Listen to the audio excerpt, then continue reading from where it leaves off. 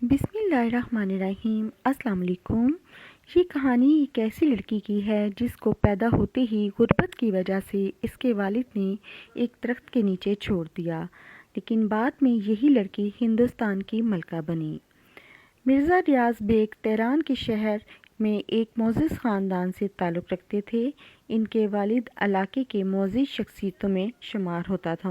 ان کی وفات کے بعد مرزا ریاض بیگ کے حالات تیزی سے ڈاؤن ہوتے گئے، یہاں تک کہ حالات کی تنگی کے باعث ان کو مجبوراً ایران سے ہندوستان کی طرف ہجرت کرنا پڑی۔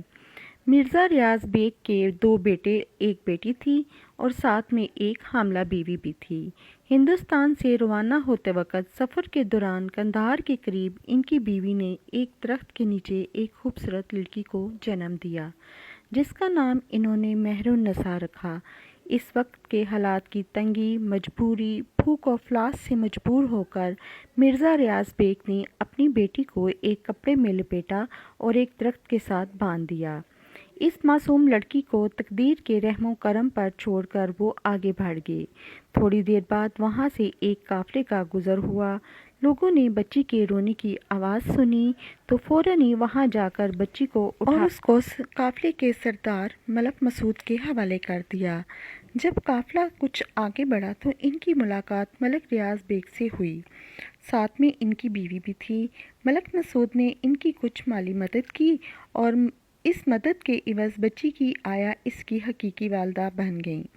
ملک مسعود کی دربار اکبری تک رسائی تھی، تو اسی وجہ سے ملک ریاض کو بھی دربار میں نوکری مل گئی۔ دربار کے کچھ اصولوں کے تحت ملک ریاض کی بیوی شاہی بیگمات کو سلام کرنے اور ان کی خدمت کے لیے جایا کرتی۔ یوں مہر النساء کا بچپن اسی دربار اور محلات میں گزرا۔ وہ اپنی ماں کے ساتھ دربار میں جاتی، محل میں گھومتی، اسی کے ساتھ ساتھ وقت گزرتا گیا۔ اب مہر النساء نے جوانی میں قدم رکھا۔ جب مہر النساء کی عمر 13-14 برس کی ہوئی تو شہنشاہ اکبر کی لاہور آمد ہوئی، تو ان کے درباری قاسم شاہ نے دربار میں ایک میلہ رکھا۔ اسی میلے بازار میں شہزادہ سلیم اور مہر النساء کی پہلی ملاقات ہوئی۔ شہزادہ سلیم بعد میں جہانگیر کے نام سے ہندوستان کے بادشاہ بنے۔ شہزادہ سلیم نے مہر النساء کو 2 کبوتر دیے اور تیسرے کبوتر کو پکڑنے کے لیے وہ اس کے پیچھے بھاگ گئے۔ کچھ دیر کے بعد جب شہزادہ سلیم واپس آئے تو مہر النساء کے ہاتھ سے ایک کبوتر اڑ چکا تھا۔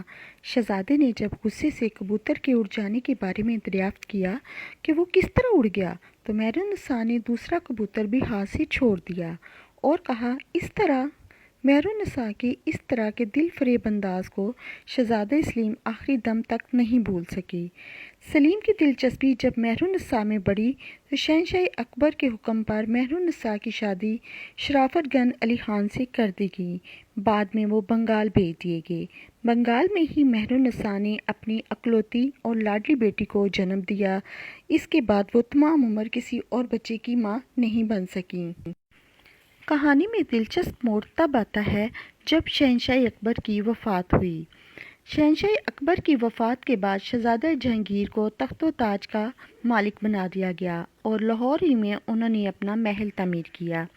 ایک دن وہ اپنے محل میں کھڑے ہو کر دریائے راوی کے کنارے موسم کا لطف اٹھا رہے تھے تو انہوں نے ایک پردہ دار کشتی کو آتے ہوئے دیکھا، جس میں ایک انتہائی خوبصورت خاتون بیٹھی تھی۔ بعد میں جب شہزادہ جہانگیر نے اس خاتون کے بارے میں تفصیل دریافت کی تو معلوم ہوا کہ یہ ان کے بچپن کی دوست مہر النساء ہیں، جو اس وقت کسی اور کی بیوی بن چکی تھیں۔ جہانگیر نے شراف گن کو اپنے سوتیلے بھائی قطب الدین کے ہاتھ پیغام بھجوایا کہ وہ مہر النساء کو آزاد کر دے اور طلاق دے دے۔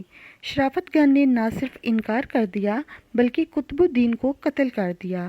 بعد میں جہانگیر نے شرافت گن کو ایک سازش کے تحت پٹنہ میں قتل کر دیا۔ مہر النساء کو گرفتار کر کے آگرہ بھجوا دیا گیا۔ جہانگیر نے مہر النساء کو شادی کے لیے آمادہ کرنے کے لیے 4 برس کا عرصہ لگ گیا۔ 4 برس کے عرصے کے بعد مہر النساء نے شادی کے لیے ہاں کر دی۔ شادی کے کچھ عرصے بعد نور محل کا خطاب مہر النساء کو دیا گیا اور ساتھ ہی اس کے نام کا سکہ بھی جاری کر دیا گیا۔ جس پر 12 برجوں کی شکل کندہ تھی۔ نور جہاں میں ملکہ خاص بننے کی تمام صلاحیتیں موجود تھیں۔ شہنشاہ جہانگیر کی زندگی کا مقصد محض نور جہاں کی تھی۔ جہانگیر خود کہتے تھے، میں نے اپنی سلطنت نور جہاں کو سونپ دی، مجھے صرف ایک سیر شراب، آدھ سیر گوشت کے سوا کسی اور چیز کی ضرورت نہیں۔ مغل سلطنت کی انتہائی طاقتور ملکہ نور جہاں کا کہنا تھا کہ میں نے سارا لاہور خرید لیا۔ نور جہاں تاریخ اور آگ کے پر نہ صرف ہندوستان بلکہ دنیا بھر کے ممالک اور اس دور کی خواتین میں ایک الگ حیثیت سے جانی پہچانی جاتی تھی۔ شہنشاہ جہانگیر کے عہد میں ان کے نام کا سکہ بھی جاری کیا گیا۔ اس سکے کی قیمت بادشاہ نے اپنے سکے سے بھی زیادہ رکھی تھی۔ جہانگیر کے ہر اہم فیصلے کے پیچھے نور جہاں کا ہاتھ تھا۔ نور جہاں اپنی خوبصورتی میں بھی بے مثال تھیں، ساتھ ساتھ بے پناہ عقل و انصاف کی بھی مالک تھیں۔ وہ شعر و شاعری بھی کیا کرتی تھیں۔ ان کو عطر گلاب کا موجد ہونے کا اعزاز بھی حاصل ہے۔ ملکہ بادشاہ کے ساتھ اکثر باغ کے حوض میں گلاب کے پھول ڈلوا کر غسل کیا کرتی تھیں۔ ایک دن دونوں حوض کے کنارے کھڑے تھے کہ دھوپ کی شدت سے عرقِ گلاب والے پانی سے بلبلے اٹھنے شروع ہو گئے۔ ملکہ نے جب یہ دیکھا کہ گلاب کے عرق کو سونگھا تو عطر گلاب کی خوشبو آ رہی تھی۔ اس اتفاقی تجربے سے انہوں نے عطر بنانا بھی سیکھ لیا۔ نور جہاں جہانگیر کی وفات کے 18 سال تک زندہ رہیں۔ اس کے بعد وہ 72 برس کی عمر میں وفات پا گئیں۔ شوہر کی موت کے بعد اموار سلطنت سے کنارہ کشی کر لی۔ زندگی گزارنے کے لیے ان کے شوہر کی دولت ہی کافی تھی۔